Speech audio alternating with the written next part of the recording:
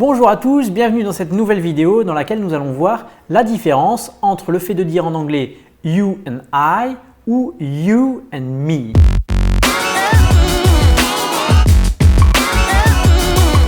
Alors, comment faire pour choisir entre l'un et l'autre? Parce que c'est vrai qu'on ne peut pas mettre indifféremment l'un et l'autre. C'est en fonction du contexte et il faut savoir comment choisir. C'est ce que nous allons voir dans cette vidéo. Alors, commençons par des exemples. Donc, si je dis par exemple « Gemma and I are visiting the British Museum ». Donc, Gemma et moi, nous sommes en train de visiter le British Museum. Là, il faut dire « Gemma and I ». Deuxième exemple. « This present is for you and me ». Ce cadeau, il est pour toi et moi. Ici, c'est la forme « you and me ». Autre exemple. Si je dis « You and I have to stop seeing each other ». Toi et moi, on doit arrêter de se voir. Là, c'est la forme you and I.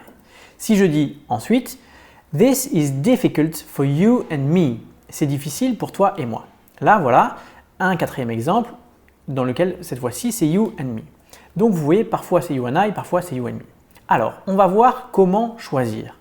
En fait, ce qu'il faut faire, c'est décomposer la phrase en deux phrases. Donc, si la deuxième phrase, je peux dire « I », et il faut utiliser you and I.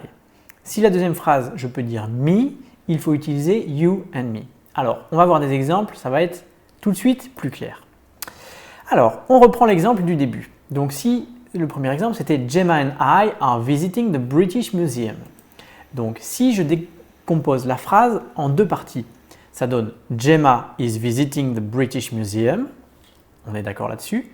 Et ensuite, je ne pourrais pas dire me I'm visiting the British Museum. Il faut forcément que je dise I am visiting the British Museum. Là-dessus, ça ne porte pas à confusion, donc c'est facile à comprendre. Donc, en décomposant les deux phrases, on voit tout de suite qu'il faut dire Gemma and I, parce que je peux dire I am visiting the British Museum. On remarque aussi que quand c'est you and I, on peut remplacer par le pronom we, par le sujet we. Donc, nous pouvons aussi dire We are visiting the British Museum. On peut dire comme ça. Voilà, donc c'est deux méthodes. Soit vous décomposez en deux parties. Donc si la deuxième partie, on peut dire I am visiting the British Museum, vous savez que c'est I. Soit si vous pouvez remplacer par we, c'est la même chose. C'est qu'il faut dire you and I. Alors, deuxième exemple. Oui, je note aussi que nous ne pouvons pas dire us, comme on va le voir dans le deuxième exemple. Alors avec le deuxième exemple, c'était This present is for you and me. Donc là, si je décompose, ça donne This present is for you et This present is for me. Donc, je ne peux pas dire This present is for I. Là-dessus, encore, ça ne porte pas à confusion. Et on remarque cette fois-ci qu'on ne peut pas dire we, on ne peut pas remplacer par le pronom we, on peut remplacer par us. Donc, j'aurais pu dire This present is for us. Et donc là, on ne peut pas dire This present is for us et on ne peut pas dire we. Donc, c'est you and me. Voilà pour le deuxième exemple. Alors, continuons avec les deux autres exemples que nous avions vus. Donc, essayez cette fois-ci de deviner. Si je décompose cette phrase en deux parties, la première partie, ce sera « You have to stop seeing ».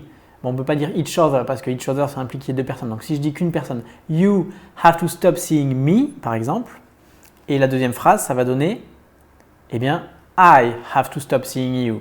Donc, c'était « you and I ». C'est facile à comprendre. Et on peut aussi remplacer par we, comme je le disais tout à l'heure, we have to stop seeing each other.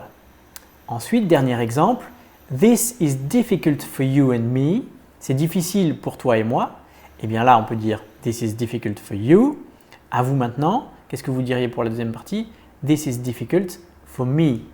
Donc, on ne peut pas dire for I ici.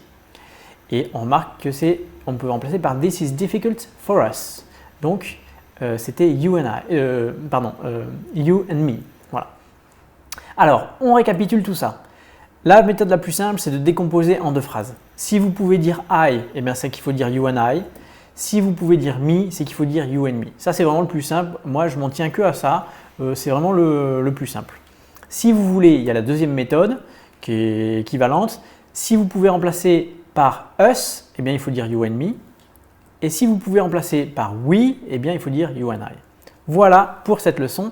J'espère que ça vous a éclairé sur ce point, que maintenant vous savez différencier entre you and me et you and I. Il y a d'autres exemples sur mon site, donc si vous voulez, vous cliquez sur le petit i et vous accédez à d'autres exemples sur le site.